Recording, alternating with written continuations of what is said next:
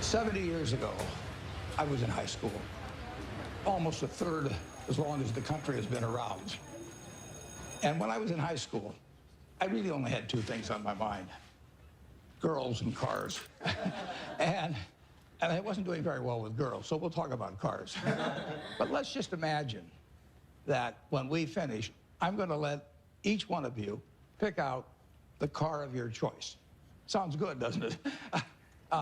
Pick it out, any color, you name it. It'll be tied up with a bow, and it'll be at your house tomorrow. And you say, well, what's the catch? And the catch is that it's the only car you're going to get in your lifetime. Now, what are you going to do knowing that that's the only car you're ever going to have and you love that car?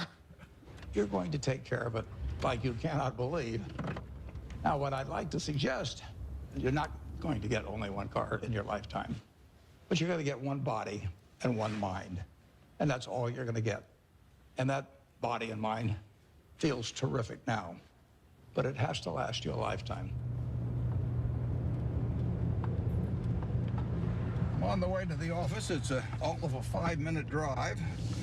I've been doing it for 54 years. One of the good things about this 5-minute drive is that on the way there's a McDonald's, so I'll pick up something. Good morning. Thank you for choosing McDonald's. Go ahead and order whenever you're ready. I'll have a sausage McMuffin with egg and cheese. Anything else? That's it. Thank you. And I tell my wife, as I shave in the morning, I say either 261, 295, or 317. And she puts that amount in a little cup by me here, and that determines which of 3 breakfasts I get. Okay, 295. There's How the you two. doing, sir? Hey, great. You're on candid camera. I see. Hello, everybody. When I'm not feeling quite so prosperous, I might go with the 261, which is 2 sausage patties, and then I put them together and pour myself a Coke. Hi, how are you? 317 is a bacon, egg, and cheese biscuit, but the market's down this morning, so I think I'll pass up the 317 and go with the 295.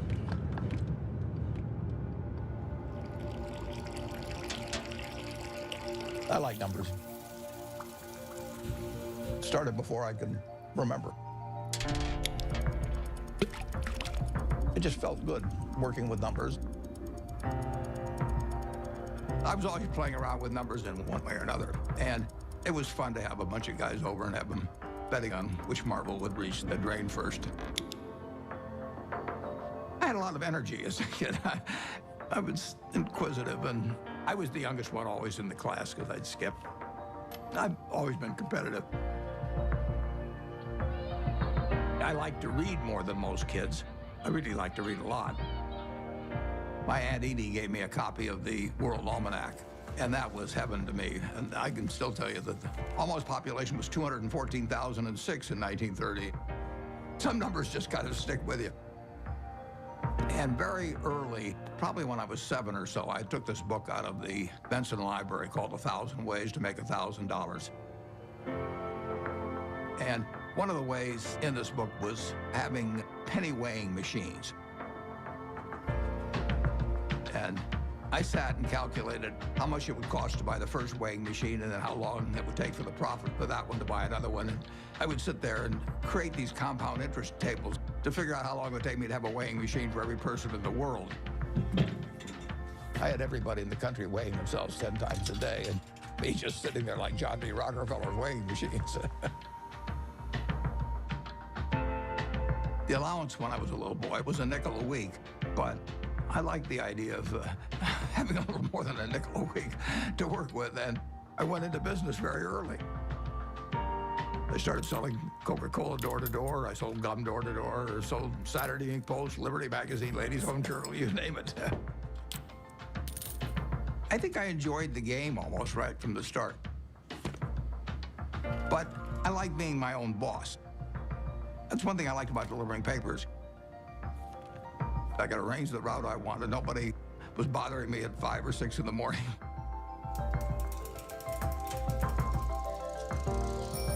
I was delivering 500 papers a day, and I made a penny a paper, but in terms of compounding, that penny turned into something else.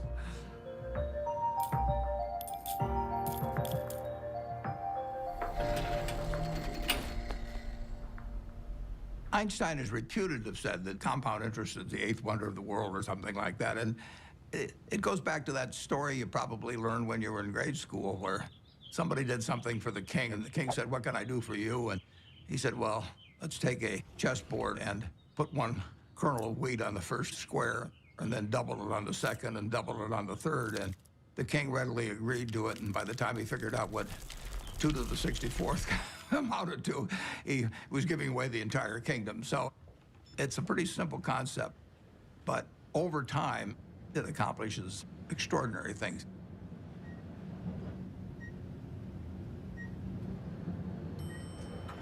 Berkshire is an amazing company. It's fourth largest company in the Fortune 500. He is the only person who has ever, from scratch, built a company that is in the top 10 of the Fortune 500.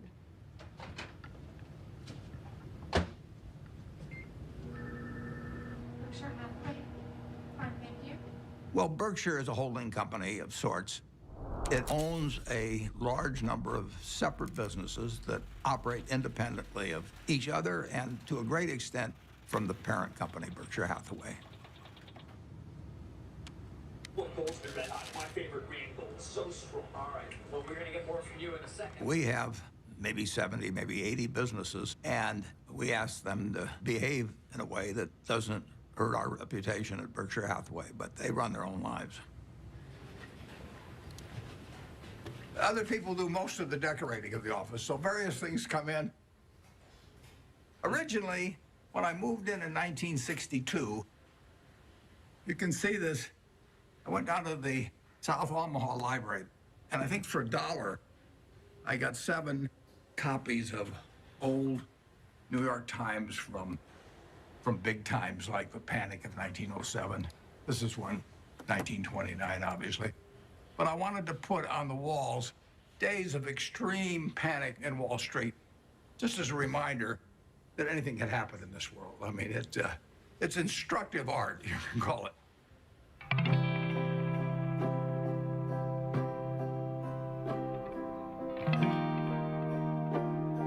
I was born in 1930 here in Omaha, Nebraska, during the stock market crash.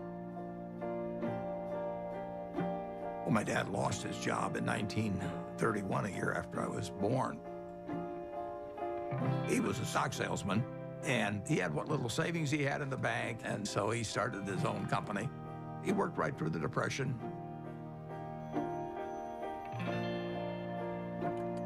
He had an investment company, and as an adult, when I look back, I thought, wow, did that ever take a lot of nerve? Sometimes we'd go down there on Sunday and we could play with the adding machine. My brother and I tended to play the games together. And I remember at one point, he said to me, "I'm going to be a millionaire by the time I'm 30 or something like that." It was totally outside of anything my family had experienced, but he just was unusual that way. Well, I was the oldest, and then my brother, and then my sister. And my father would go to New York periodically to check on businesses and stocks and things like that. And he'd come back, he always had a costume for each of us, and Warren loved it. He was very good-natured. He was quiet. It was hard to tell he was a genius at that point. But, I mean, who was looking? The first books I read on investment were actually in my dad's office. Pretty soon I read all the books in the office and read some of them more than once. My dad had various nicknames for me. He'd call me Fireball sometimes because I'd start little businesses. He didn't care about money at all. He believed very much in having an inner scorecard and never worry about what other people are thinking about you. You know, just if you know why you're doing what you're doing, that's good enough. I admired everything about him to the extent that I was absorbing lessons from him without knowing it. And the idea that all lives have equal value is something that all three of his children felt since I can remember.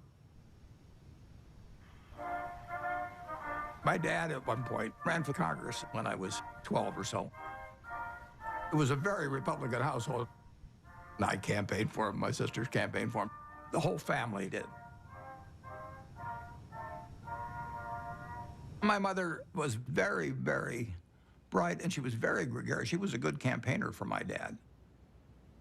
She had a lot of ambition, and I think my brother Warren got a lot of his extreme competitiveness from my mother, actually. She was brilliant at math. You know, I guess they still had these things where you crank them and things added up, and she could add it in her head faster than the machine could do it. She was absolutely amazing in that. She was very dutiful about taking care of the kids, but you didn't get the same feeling of love. It was there, but it didn't come out the same way as with my dad. In the nation, the only permanent way to prosperity is a balanced budget. Unless that goal is achieved, all post-war plans will collapse like Hitler's conquest. You have heard Congressman Howard L. H. Buffett, Republican member of the House of Representatives from Nebraska, speaking When I was about 12 or 13, we moved to Washington, my family, and I was mad. I was having fun in Omaha. I lost all my friends, and now I moved to a town where they were all strange. So I was very, very unhappy. At school, I just lost interest. I took pleasure in tormenting my teachers. At that time, for example, AT&T was the stock that all teachers owned for their retirement. And I decided that it would drive my teachers a little crazy if I went short the stock, because when you go short a stock, you're betting that it will go down. So I shorted 10 shares of AT&T and then brought the confirmation to school and showed these teachers that I was shorting the stock. They found me a big pain in the neck, but they did think I knew a lot about stocks. And then at home, my mother would have terrific headaches. And you didn't want to be around her when she was having the headaches. And she would lash out more. She would never do it in public. Well, I think we were terrified of her. When I'd wake up in the morning, I'd listen to hear her voice. I could tell by her voice it was going to be a terrible day or not. When she got difficult, the three children felt it. When I was at the low point, sort of, I decided that I would run away. So I talked two other guys into running away with me. We went out and we started hitchhiking. And then we got picked up by the highway patrol, and that scared the hell out of us. It's very interesting.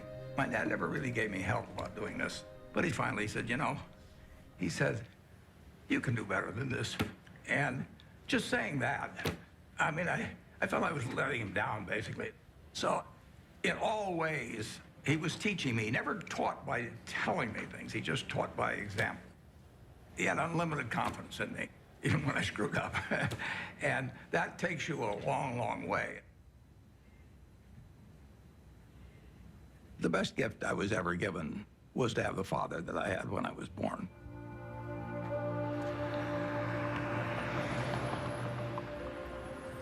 I didn't want to go to college. I was 16 when I got out of high school, and I was buying stocks. I mean, I actually was having a pretty good time, and I didn't see that there really was much to be gained by going to college, but my dad kind of jollied me into it. He had a roommate who was a friend of mine, and the roommate said it was just driving him crazy because he studied all the time, and Warren would come in like 15 minutes before the exam and just ace his way through it. I finished in 3 years because I had enough credits, and I was in a hurry. I wanted to get out.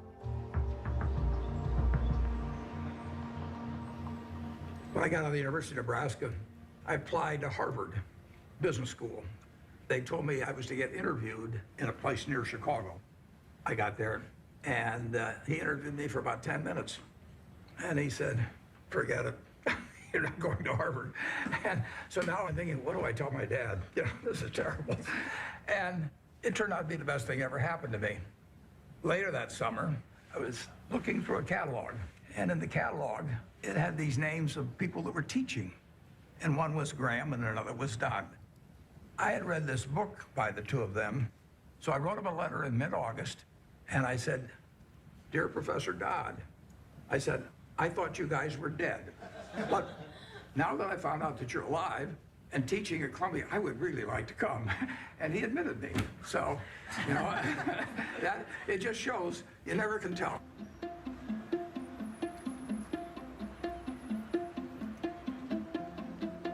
Gentlemen, Professor Graham. Ben was this incredible teacher. I mean, he was a natural, and he drew us all in. Are Wall Street professionals more accurate in the shorter term than the long-term forecast? Well, our studies indicate that you have your choice between tossing coins and taking the consensus of expert opinion. And the results are just about the same in each case. It was like learning baseball from a fellow who was batting 400. It really shaped my professional life. There are two rules of investing, according to Warren, and he learned this from Ben Graham. Rule number one, never lose money. Rule number two, never forget rule number one. Ben Graham basically coined the term value investing. He believed in careful scrutiny of a company's financial statements, and that if you bought value, it would eventually prove out. A few years ago, I went to Amazon, and sure enough, they had this manual there. So, while reliving my youth, other guys were going to Amazon probably and buying old Playboys or something, but I bought old Moody's manuals instead. And when I got out of school, I started selling stocks. I was 20 years old at the time and looked about 16 and acted about 12. So I was not the most impressive salesperson anybody ever met. But what I would do was I went through page by page looking for possibly undervalued stocks. Is this like going through an old family album? Better.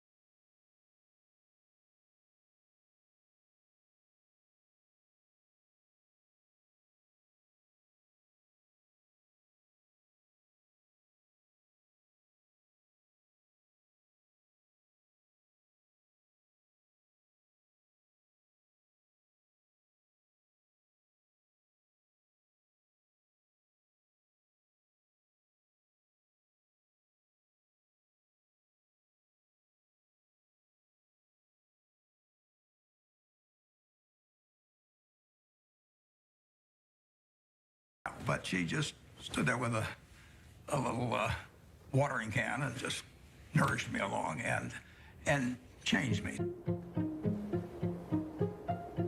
Somebody once said that the chains of habit are too light to be felt until they're too heavy to be broken.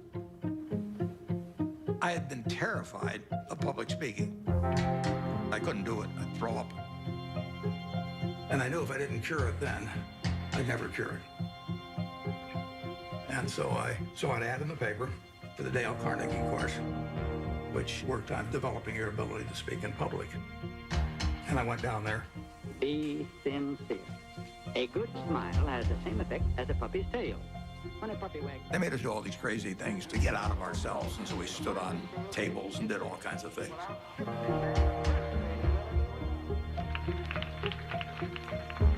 If I hadn't have done that, my whole life would have been different.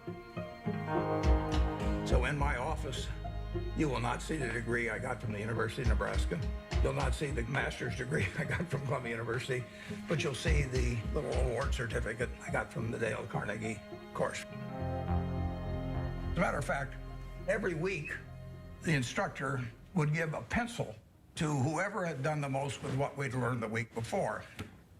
And so in the fourth or fifth week, I proposed to her mother, and she said yes.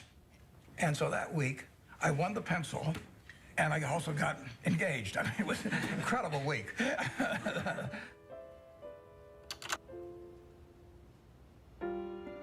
Wedding day was kind of interesting because I couldn't see anything without my glasses, and I was so nervous that I just decided I'd take off my glasses and I wouldn't be able to see all those people out there.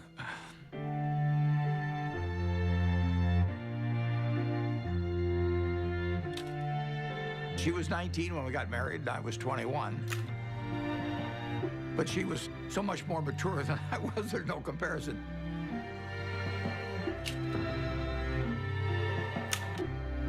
She was a better person than I was.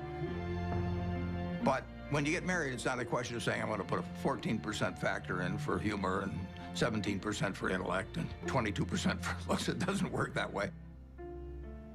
I knew it was the right decision, and it was.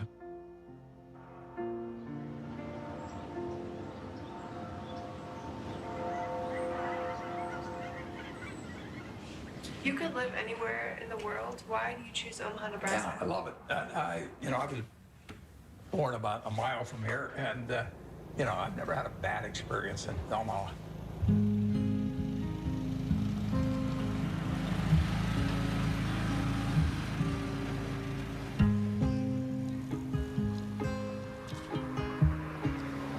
Omaha and Nebraska are home to me. Everything about it seems like home. It's a pace, it's relationships. There's a lot of continuity, there's a lot of community, there's a lot of friendship. It's a very solid place and friendly place in which to grow up and in which to conduct a business. When I came back to Omaha in early 1956, I had no idea what I was going to do. But a few months after I came back, some members of the family said, what should we do with our money? And I said, well, I'm not going back in the business of selling stocks, but if you would like to join me in a partnership, I said, I'll be glad to do it. So within a couple of months after coming back, I set up the first partnership.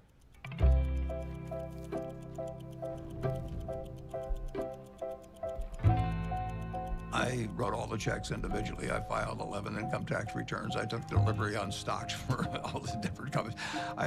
I was a one-man band there for 6 years. Warren would sit upstairs in his little office there, and I would bring up the name of a company, and most of the time, he knew much more than I did about the company. He'd know how many shares were outstanding, he'd know the capitalization, he'd know the earnings. It was absolutely incredible. I mean, when Warren said something, it meant a heck of a lot. And I think all of us paid a lot of attention to Warren when he took a definite stand on something. When I first met Warren back in 1959, I recognized immediately that he was a very intelligent person. For the last 4 or 5 years, the stock market has been booming along and presumably forecasting better business, which has really not materialized. So maybe the stock market is really correcting a previous incorrect forecast this time rather than making a new correct one.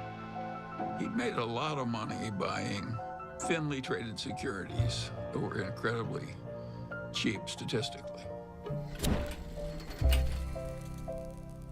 Warren was at that time dealing with small companies, and his investments often were to buy a company that you could figure was a discarded cigar butt, but it had one more smoke in it.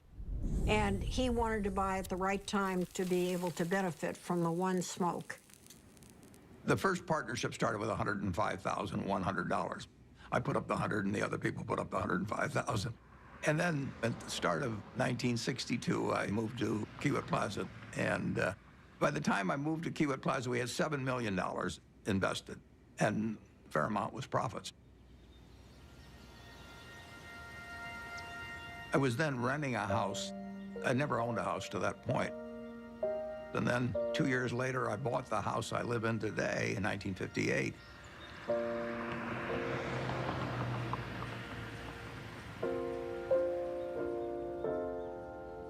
We had 3 children, Susie and I. And we had them young, incidentally, which was, I think, a very good thing.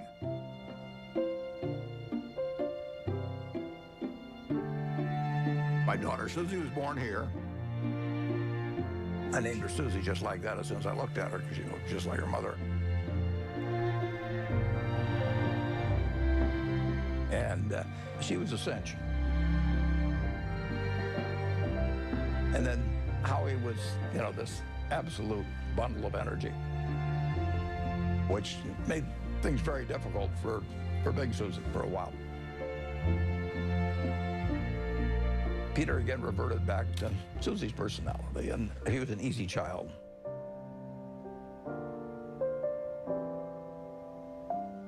Well, you know, I would describe my childhood as normal, but who knows what normal is? People often think, you know, well, Warren Buffett was this famous rich guy. He was not famous and he wasn't rich when we were growing up. What I saw first and foremost, day in and day out, was consistency. Every day we'd hear the garage door close in the house, and then like clockwork, my dad would come in the door, I'm home, and we'd all eat dinner together, which I think surprises a lot of people. My dad used to rock me to sleep at night and sing Over the Rainbow. So I have this insanely sentimental attachment to that song. I've always had a really close relationship with him.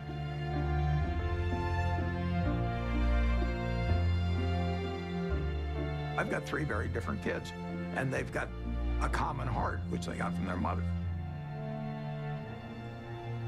She did most of the work, by far, of bringing up the children, which was probably a good thing. They have more of her qualities than mine, which I would recommend. Well, my mom was the biggest part of my life growing up. Even though I got disciplined on a regular basis, and she was usually the one doing it, she was still my best friend. She was somebody who would help anybody. I mean, whether she knew them or didn't know them, or maybe even didn't agree with them, she would still help them. She was incredibly empathetic, and she was interested in every person individually. She never cared about money or business at all. I mean, he would go around saying, I'm going to be the richest man in the world. And I think, well, it's like somebody says I play music and I'm going to be Mozart. I don't know. How does anyone know? How does anyone know, you know? So that was okay. I don't really care about that. I would say that Susie led Warren toward changing his political views. He grew up as a young Republican. His father was a Republican congressman. But Susie saw things in different ways. She was the catalyst.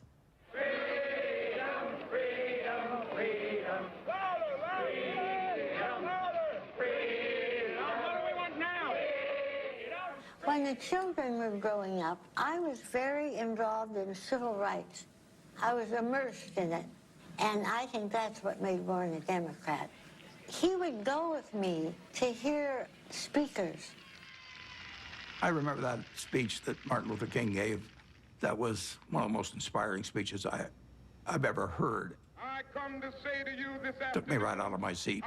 My wife was with me, and we both had the same experience. It was interesting. He In that speech, he talked about truth forever on the scaffold, wrong forever on the throne, but that scaffold sways the future. Well, he was going to be dead in 6 months, but that scaffold did sway the future. My wife was more active than I was, but I was 100% with her mentally. I was just working a little more on my own investments. But it did make a difference what we were going to do with the money after we made it. I thought I would pile it up over the years, then she would unpile it in terms of running one very large foundation. And I was particularly good at compounding money, and therefore society would benefit by waiting. I was genetically blessed with a certain wiring that's very useful in a highly developed market system where there's lots of chips on the table, and I happen to be good at that game. Ted Williams wrote a book called The Science of Hitting, and in it he had a picture of himself at bat and the strike zone broken into, I think, 77 squares. And he said if he waited for the pitch that was really in his sweet spot, he would bat 400, and if he had to swing at something on the lower corner, he would probably bat 235. And in investing, I'm in a no-called strike business, which is the best business you can be in. I can look at 1,000 different companies, and I don't have to be right on every one of them, or even 50 of them. So I can pick the ball I want to hit. And the trick in investing is just to sit there and watch pitch after pitch go by and wait for the one right in your sweet spot. And if people are yelling, swing you bum, ignore them. There's a temptation for people to act far too frequently in stocks simply because they're so liquid. Over the years, you develop a lot of filters. And I do know what I call my circle of competence. So I stay within that circle, and I don't worry about things that are outside that circle. Defining what your game is, where you're going to have an edge, is enormously important.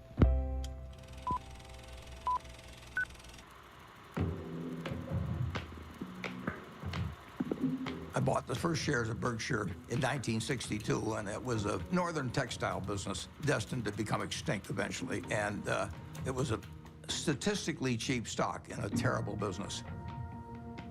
Berkshire Hathaway was closing mills, and as they closed mills, it would free up some capital, and then they would repurchase shares.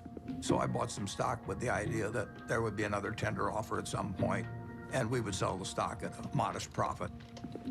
And at one point, the management asked me at what price we would tender our stock, and I said $11.50.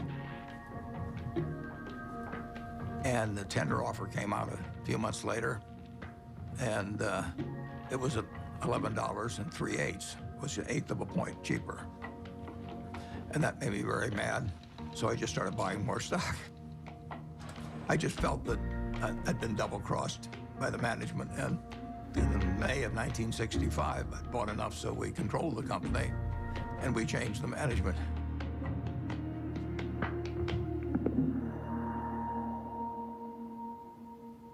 That was a pretty silly way to behave, as Warren has recounted in retrospect. One of the reasons Warren's successful is he's brutal in appraising his own past. He wants to identify misthinkings and avoid them in the future. But it was an accident that he chose Berkshire Hathaway. If the chairman hadn't tried to cheat him out of an 1/8, there wouldn't have been any Buffett-Berkshire Hathaway history. If you're emotional about investment, you're not going to do well. You may have all these feelings about the stock has no feelings about you. Looking back, it's interesting, that tender offer, I didn't realize it, but it happened about 5 days after my dad had died, and whether that had affected me or not, I don't know. Do you remember your last conversation with your father? Yeah, but I don't want to talk about it.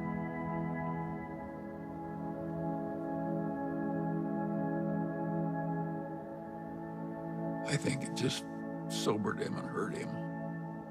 But Warren soldiers on. Both Warren and I could look at our fathers and see what they did right and what they did wrong. Warren's father was a real old-fashioned right-wing ideologue. And his father was so intense about it that Warren just decided that it was a mistake. It cabbaged up your head to be that much of an ideologue. So he loved his father, but he didn't want to become that much of a true believer in anything. My politics became more overt after my dad died. Civil rights changed my views. You know, in 1776, Thomas Jefferson wrote, all men are created equal, and then when they wrote the Constitution, they all of a sudden decided that, no, it was just 3/5 of a person if you were black. I mean, that struck me as kind of crazy.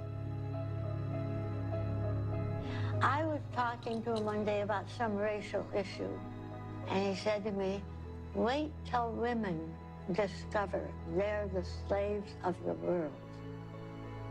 Now, how many men were cognizant of that, and even women then? The initial example is really my mother. She came from a generation where the main function of the wife was to help her husband in the job.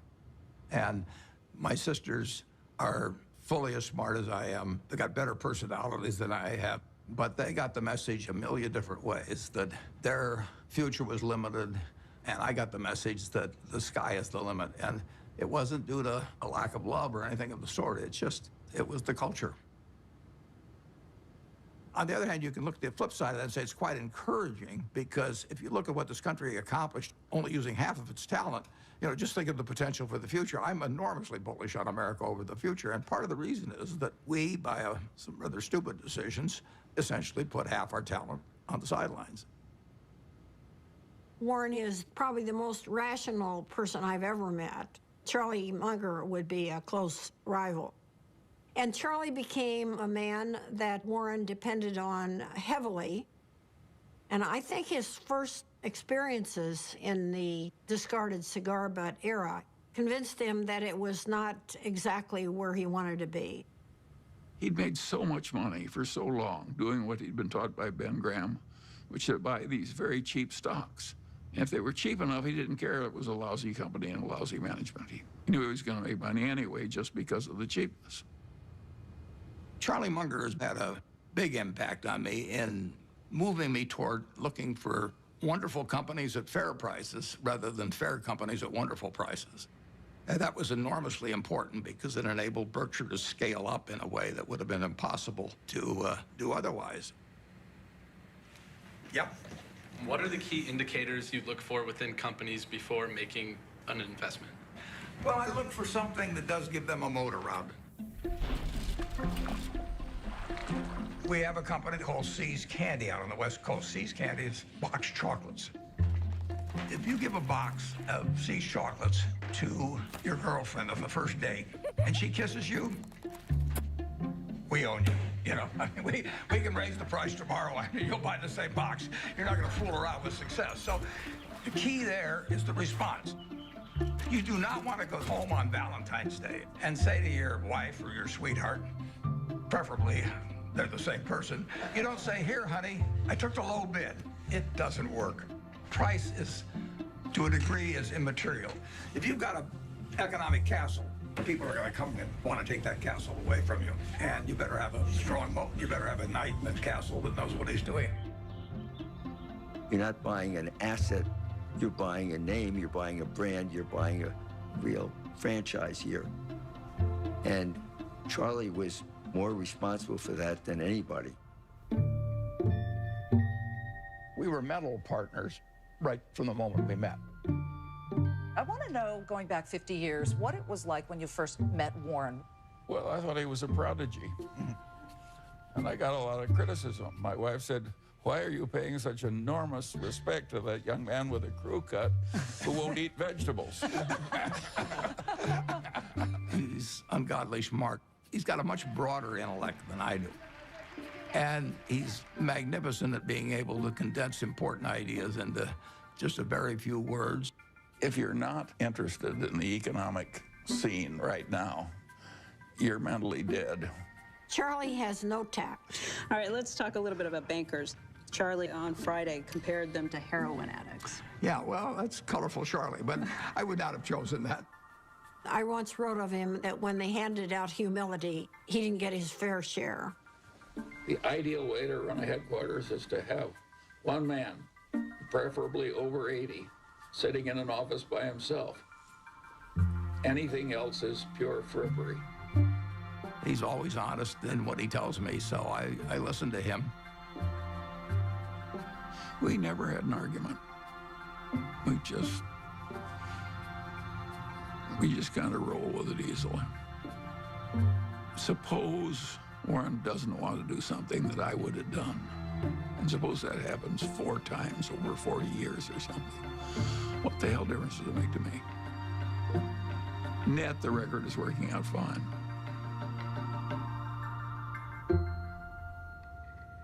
Both of us know that we've done better by having ethics.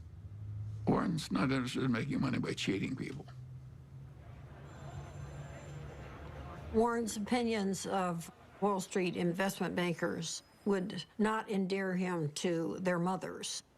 He feels that they're, for the most part, not out for their clients. They're out for their own business interests. In the late 1960s, there were just a flood of accounting shenanigans and mergers built upon false accounting and misleading people. It was a time when a lot of charlatans were prevailing in Wall Street and were being applauded by Wall Street. And I understood what the game was about, but I didn't want to play in it. So I closed down the partnership at the end of 1969, and I took on the title of chairman for Berkshire Hathaway. Well, I think the modern Berkshire is pretty much all a reflection of Warren. I have constructed a business that fits me. It's kind of crazy to spend your life painting if you're painting a subject you don't want to look at. I've gotten to paint my own painting in business on an unlimited canvas, in a way. It's a different sort of place. I work with a great group of people that make my life very easy and that take good care of me. We have 25 people in the office, and if you go back, it's the exact same 25, the exact same ones. We don't have any committees at Berkshire. We don't have a public relations department. We don't have investor relations. We don't have a general counsel. We don't have a human relations department. We just don't go for anything that people do just as a matter of form. It's exactly the life I like. And it's not work to me. It's just a form of play, basically.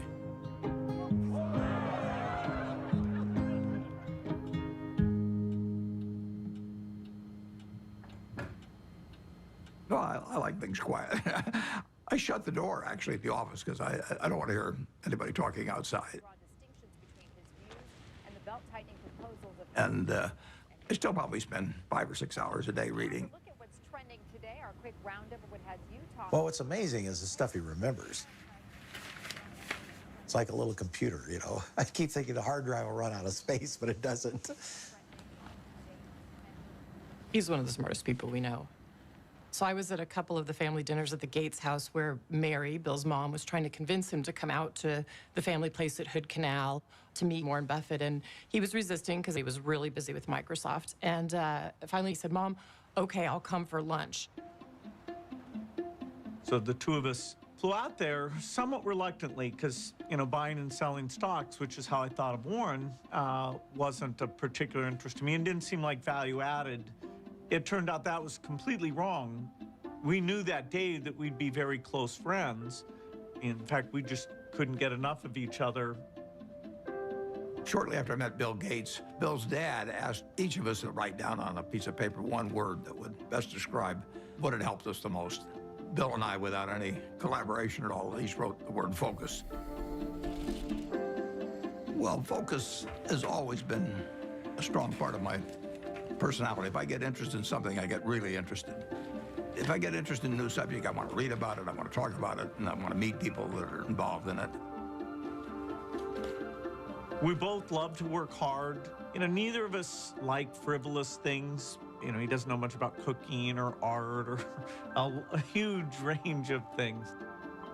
I can't tell you the color of the walls in my bedroom or my living room. I don't have a mind that relates to the physical universe well. Warren checking the Dow. But the business universe, I think I understand reasonably well. Warren's ability to size up people and businesses, it's a pretty magical thing. He is the best at that of anybody we know. We should all try to be 20% as good at that. I like to sit and think. And I spent a lot of time doing that. And sometimes it's pretty unproductive, but I find it enjoyable to think about, particularly about business or investment problems. They're easy. It's the human problems that are the tough ones.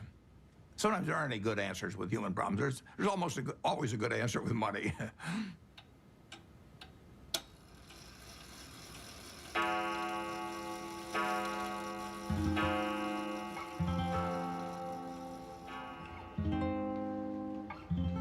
He was sort of a genius.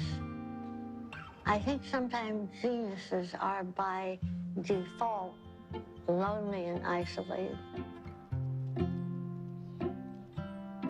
He was not really well adjusted.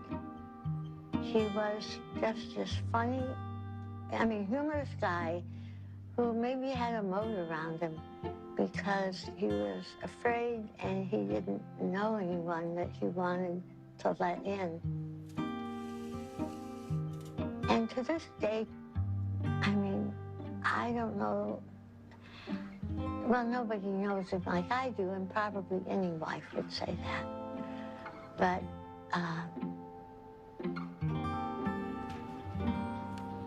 he's a loner in a sense. And it's difficult to connect on an emotional level because I think that that's not his basic mode of operation. He was there physically, but he was upstairs reading all the time. I always told my mother we have to talk in sound bites. I learned that early on, that if you start, going into some long thing, unless you've explained to him ahead of time that it's going to be a long thing and you need him to hang in there, you lose him. You lose him to whatever giant thought he has in his head at the time that he was probably thinking about before you came in and really wants to get back to. He's not like the rest of us. I don't think my dad ever took anybody for granted, but you are a little bit blind, I think, sometimes to what other people might be doing behind the scenes. And my dad's gotten a little bit of a pass. Warren can't find the light switch, and it's probably my fault. One time, years ago, when the kids were little, I was feeling really sick. I had the flu, so I lay down on the bed, and I said to Warren, will you get me a pan or something from the kitchen? I may not get to the bathroom. I feel so sick. He said, okay. So he trotted down to the kitchen, and I hear this bang, dip, boom, bang. And he comes up, and he brings me a colander, and I looked at it, and I said, look, honey, this has holes in it. Oh, okay.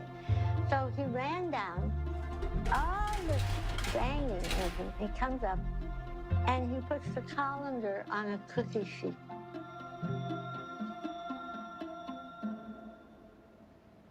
Physical proximity to Warren doesn't always mean that he's there with you. He's so cerebral, you see. And that's why I learned to have my own life. We were two parallel lines, but very connected when he was open to connecting. I did make a joke at one point. I said, we could make a tape of Mom yelling, bye, Warren, I'll be back later, and then have the door slam, and you would just think she was here. I don't think he knew what she was doing most of the time. Once Howie and I were both gone, as we've gotten older, she started to see the writing on the wall here and, just started trying to figure out how she could at least have some more, she called it, a room of her own.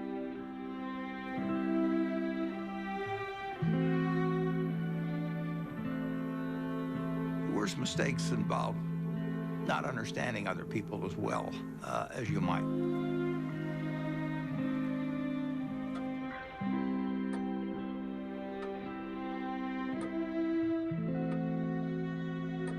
Well, she left Omaha in 1977, and there really isn't much to say about that.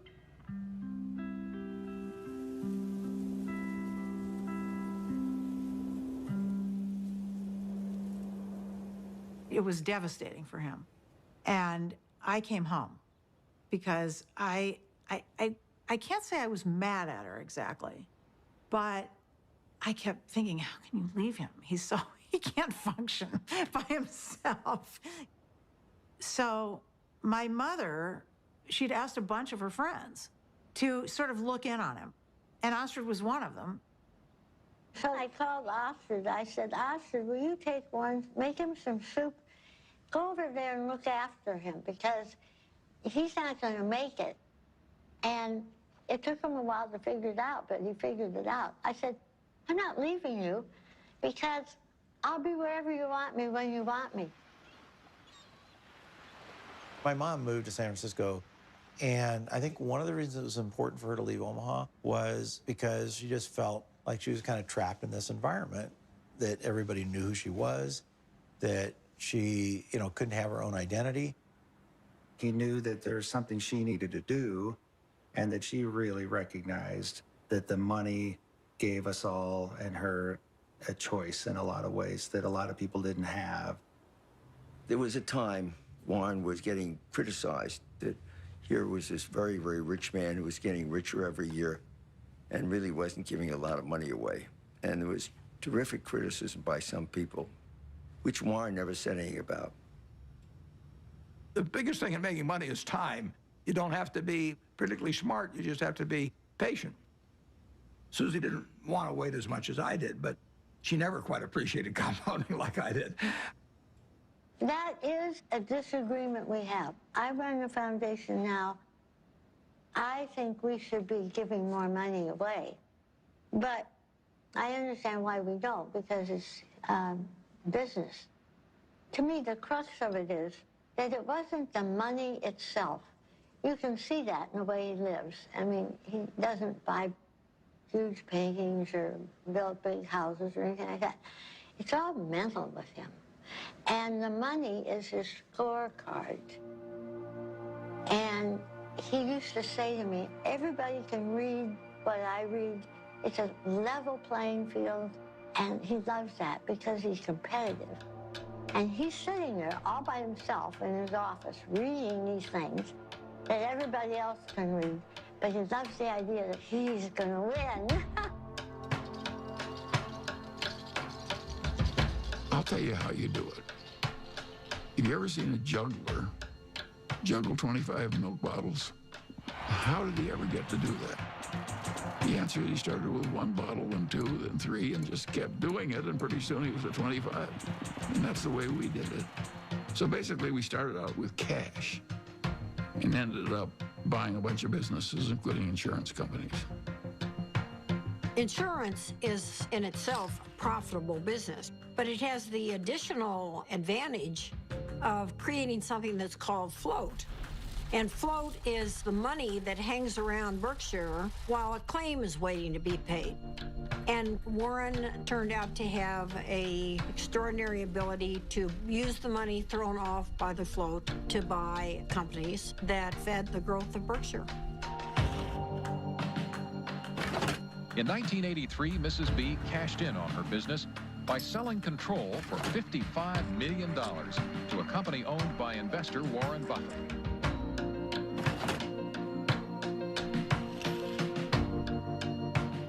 Warren was quite an expert about newspapers. He got interested in the Post because he recognized it as a greatly undervalued company. He had to write me a letter, Dear Mrs. Graham, I've just bought 5% of your company, and I mean you no harm. And I think it's a great company. I know it's Graham owned and Graham run, and that's fine with me. And I thought, whoa, this guy's really terrific. He used to come to board meetings with about 20 annual reports. And he would take me through these annual reports. I mean, it was like going to business school with Warren Buffett. Kay Graham did introduce Warren to the world of Washington, entirely different group than he had ever dealt with before. It was clear that working with Kay gave him a different kind of confidence, and he was the star. Everyone wants to hear what Warren Buffett has to say. The Oracle of Omaha, building his image and having some fun. Berkshire shares have increased more than 2,000% in value, one of the largest market capitalizations in the world, and it could grow a lot larger since Warren Buffett shows no sign of slowing down. So how did he do it? By investing in what he knows and understands. Good old-fashioned American brands like Coca-Cola, Fruit of the Loom, and Dairy Queen. What inspired you? This inspired me. Find what you like. Is that what Yeah, absolutely. Today, the Coca-Cola Company will sell almost 2 billion 8-ounce servings of one form or another of Coca-Cola products. Now, if you get an extra penny a day, a penny a serving, that's $20 million a day. That's $7.3 billion a year from 1 penny more. When you own Coca-Cola, you own a little piece of the minds of billions and billions of people. That is really good. Who's got the most $100 bills these days? Well, his name is Warren Buffett in this country, and he has just displaced his friend Bill Gates as the richest businessman in the world.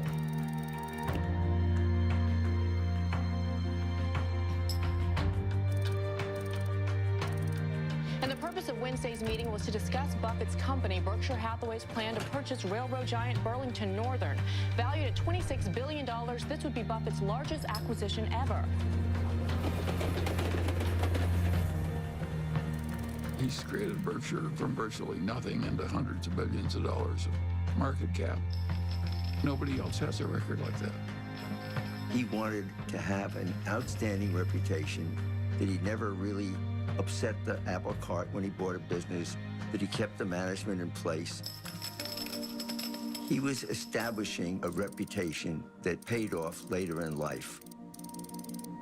It's been building and building ever since I've known him. It takes 20 years to build a reputation, and it takes 5 minutes to lose it. When Warren made his investment in Solomon, I was one of the people, along with many, many others, who were quite amazed, because he had taken a very critical tone in talking about investment bankers and about their greed.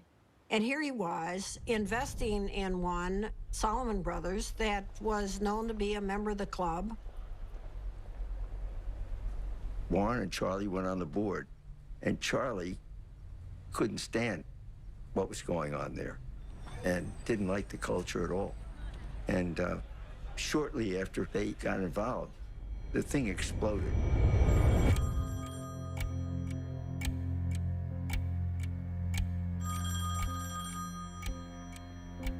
In 1991, on a terrible day in August, I got a call, and the 2 top officers of Solomon were on the other end, and they said that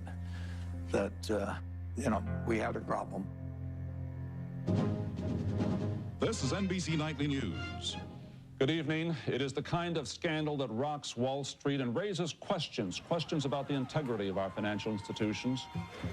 With the giant securities firm of Solomon Brothers under investigation for improper trading of Treasury bonds. Solomon admitted it exceeded the limit of trading in government bonds, once by buying bonds in the name of a customer who didn't even know about the deal. Solomon Brothers is under investigation by the Treasury Department, the Federal Reserve, the SEC, and the Justice Department. But more important than the fate of the firm itself is the impact their actions could have on the public trust and on the credibility of the American market worldwide. The company owed $150 billion. It owed more money than any other private company in the United States at the time. And that night, I met with the man that ran the Federal Reserve of New York, who was the sheriff, in effect. And I said, I've never really owed very much money before. I said, I've got a little mortgage on a house, but $150 billion is a little staggering. And I was hoping he would say, well, don't worry, Warren, we'll give you a few weeks to breathe. And he said to me, prepare for any eventuality.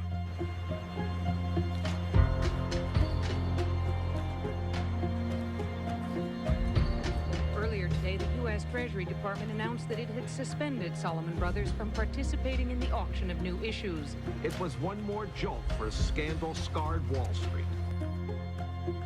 The Fed was in effect saying, you're an evil force and we don't want you trading our bonds.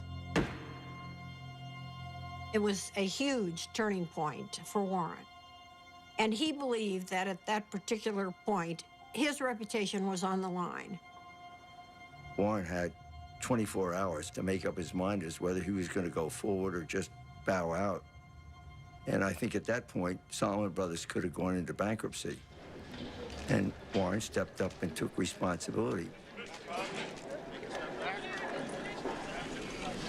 Okay, I'm Warren Buffett. I was elected interim chairman of Salomon Inc. A few hours ago at a board of directors meeting. Why was it necessary for you to step in, and what is your mandate of leadership?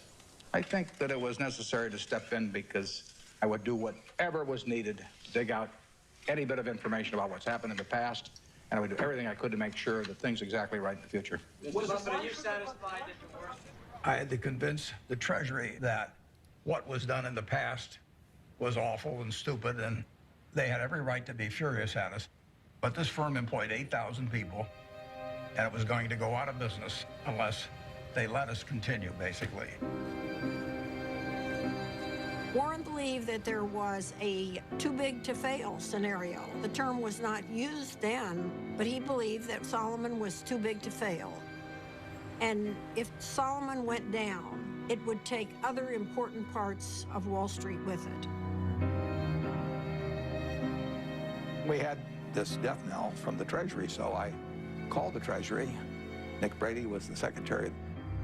You know, I'm pleading for my life, and I'm sure my voice was cracking and everything else. I said, Nick, this is the most important day of my life. And that I really did feel that it was going to be a colossal disaster.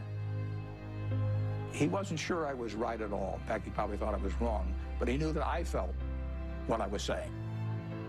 So the Treasury modified its order, and in effect, of course, it was quite an endorsement. It was huge.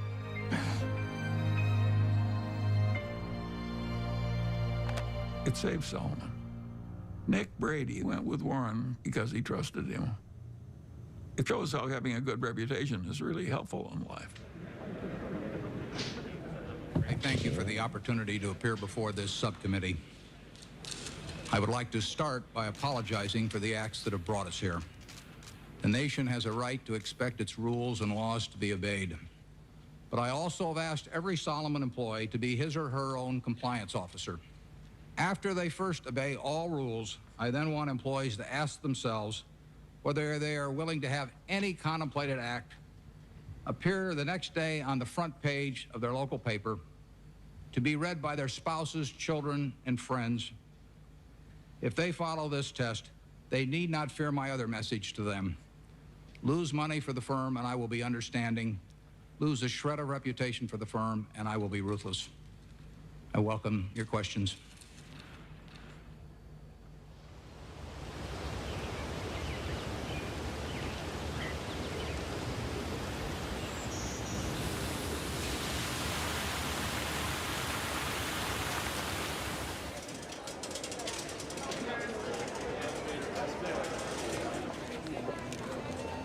It's been 50 years since I formally took control of Berkshire Hathaway, and step by step, we've created something that is kind of what I dreamt we might create over time, but it took a lot of time to do it. It never seemed like we were making that much progress on any one day, but compound interest works. When you think back 50 years ago when you founded this company, did you ever imagine it would be the 5th largest company in the world? No, I didn't.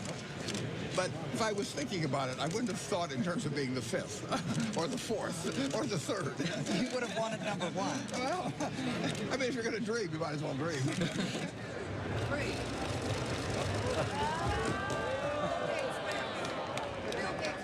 Well, a Berkshire Hathaway shareholders meeting is partly a fun festival. It's sort of a Mardi Gras for people that come every year. It's a chance for us to have a lot of fun and meet the people that have entrusted us with their money.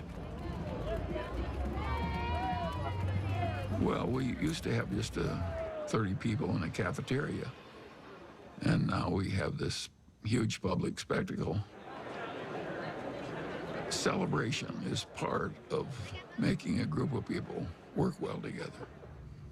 It's a celebration. We are glad you're here at our meeting.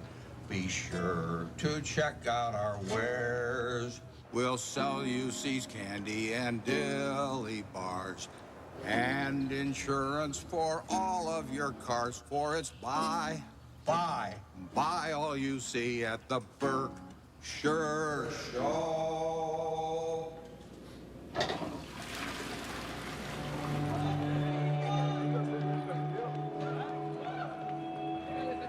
He truly loves to do what he does. I think investors who own Berkshire Hathaway, they see themselves as a part of a community. There are more long-term holders of Berkshire than any company. People consider it a religion. They don't buy it with the idea they're going to sell it next week. I think most of them buy it with the intent of holding it for their lifetime, just like they'd buy a farm or buy an apartment house. At Berkshire, everybody gets the same information from the comprehensive annual report. We don't meet with the analysts. I'm not interested in what an analyst thinks about Berkshire. I'm interested in what the owners of Berkshire think about Berkshire. He came out of a private partnership where people he knew were trusting him. And he had his relatives in the partnership, and they were not rich. And as it got bigger, started treating everybody else the way he treated his relatives. In terms of our feeling toward the people who are shareholders, we regard them as our partners. They're not some faceless group of people. And that's why at the annual meeting, I love seeing 40,000 of them. It gives real meaning to what we're doing every day. Let's try. If you knew Susie like I know Susie, we just have a lot of love and respect for each other, and that's never changed. I don't go to most things in Omaha because I think Astrid lives there with him, and that's for her to do. And then we do all kinds of things. Strange as it may seem to people, I always think, who cares? If it's working between the people who are directly involved, who cares what anyone thinks? And my mother and Astrid were very close. They really, really loved each other. And I think that my mother was glad that she was there because she loved my dad. She wanted him taken care of and happy, and there's no one better than Astrid. I mean, she loves my dad. She wouldn't care if he had 1 cent. Well, Astrid has lived with me for a long time.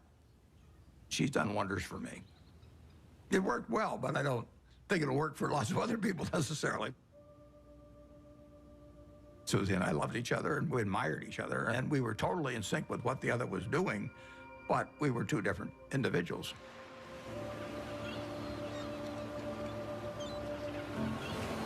The first time Warren came out to San Francisco, we took a walk and he looked around, and he's not very visual. He was looking around and he said, this is your city.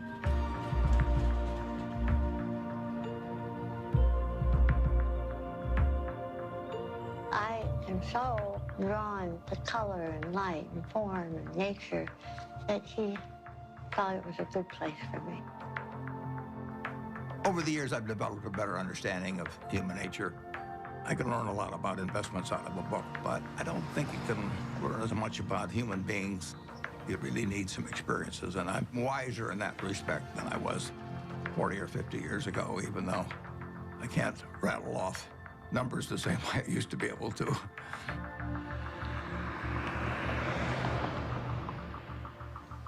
Well, I think that what we do reflects who we are. That's true for everybody in this room. And if you do the work I do, you meet the best human beings in the world. People who've made a choice not to make money, but to serve other human beings. I think it's the best kind of life anyone could have. I was with her in Arizona at this Fortune Most Powerful Women's Conference, and she told me that she'd had a biopsy the day before, and I didn't really think much of it. Then we got home, and the biopsy results were not good. It was stage 4 oral cancer. I was on my way to a board meeting in India, and I remember saying to her, you know, I'll see you when I get back. And she rarely cried, and she just started crying. I said, no, you need to stay here, and you need to come out for the operation. So we were all there, and the day she was going into the surgery that morning, my dad, it's funny, there's some of it he just can't, you know, he just can't. The thought of something happening to her was just, for him, you know, it was just the worst thing that could happen. She knew it was going to be really difficult. She knew the recovery was going to be brutal. So I think that she had that surgery for others. It was quite a big surgery. She couldn't talk, she couldn't swallow, she couldn't eat. But she came out, and I really was with her for the next 4 months or so. And my dad came out every week.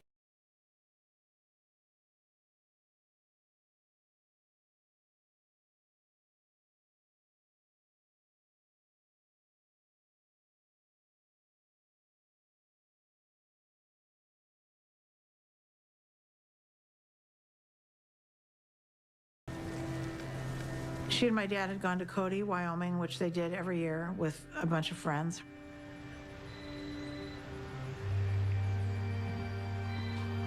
And my dad called, this was, I don't know, 8 o'clock at night or something. And he said, something happened to Mom. I'm in an ambulance. You need to come. I actually thought something happened to my dad. I don't know why I thought that, but I guess I thought, you know, my mom had this recovery, it was successful, and why would anything happen to her?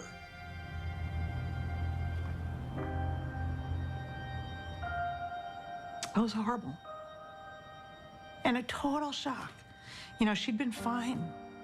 She'd been fine. They went off to Cody, and she was fine, and they were having dinner, and, you know, she didn't feel well after dinner, and she had the stroke.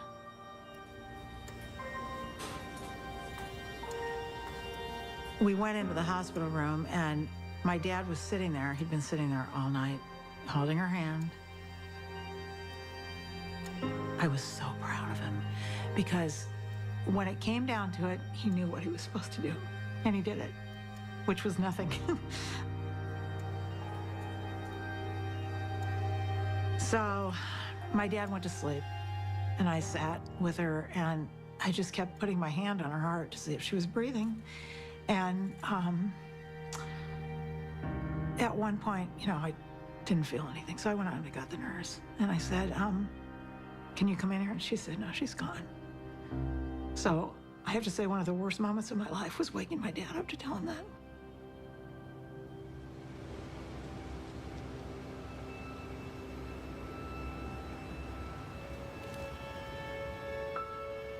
It's a very strange thing, love. You can't get rid of it.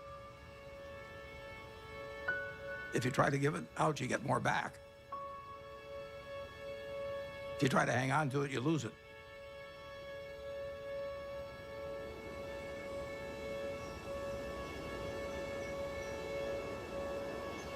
Susie really put me together. She believed in me. She put me together, and well, not only turned out to be the person I turned out to be, but I actually wouldn't have been as successful in business without that. She made me more of a whole person.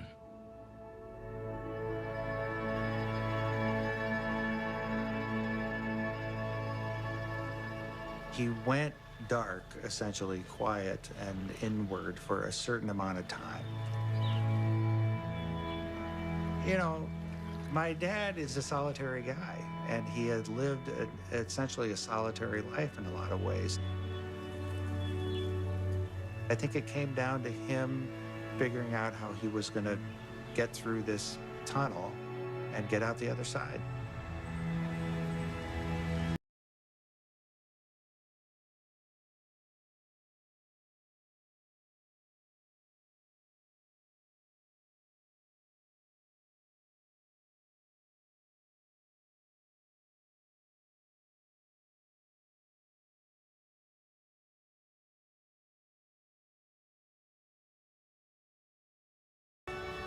Welcome.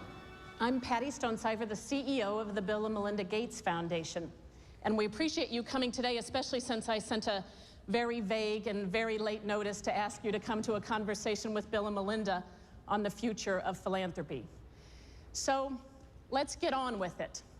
I have the pleasure of introducing a good man whose great decision is going to change the world, Warren Buffett.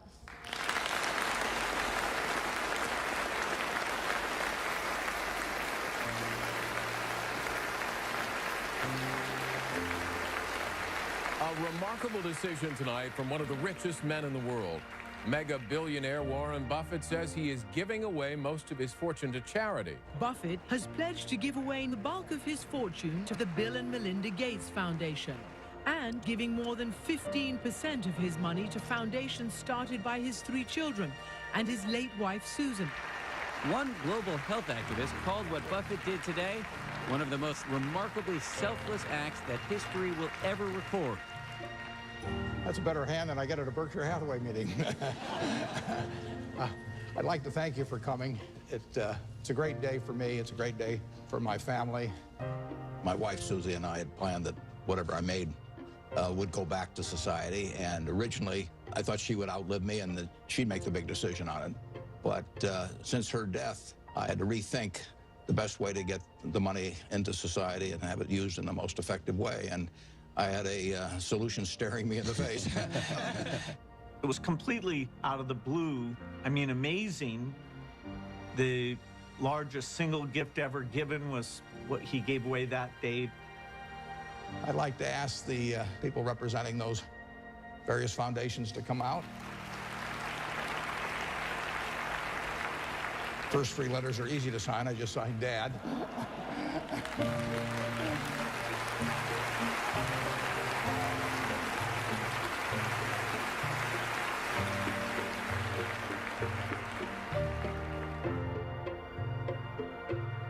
When he wrote the letter to us, he put something in that letter that was incredibly important to me, which was exactly how our foundation behaves, which is if you're gonna try to bat 1,000, you won't do very many things that are important.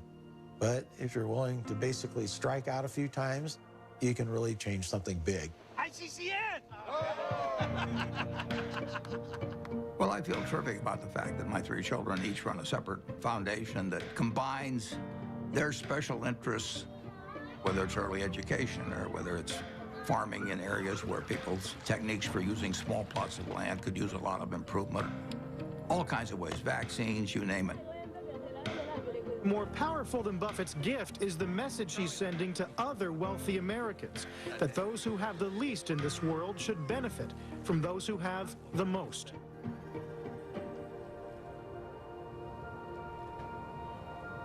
In my entire lifetime, everything that I've spent will be quite a bit less than 1% of everything I make. The other 99% plus will go to others because it has no utility to me.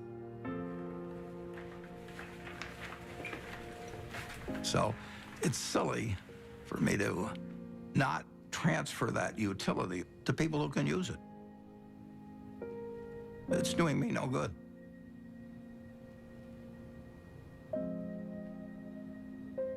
I am so proud of what we do. I almost cry at every board meeting because I just think she would be so proud. And that is my biggest job, in my opinion, is to make sure that every penny gets spent the way she would want it spent. Whoever you are in this life, you don't want to think you wasted a lot of your energy and love and time on something useless. I always thought I'd marry a minister, a doctor, or somebody out doing some valuable service to human beings. And the fact that I married somebody who makes just piles of money is really the antithesis of what I ever thought. But I know what he is, and he is, there's no finer human being than who he is.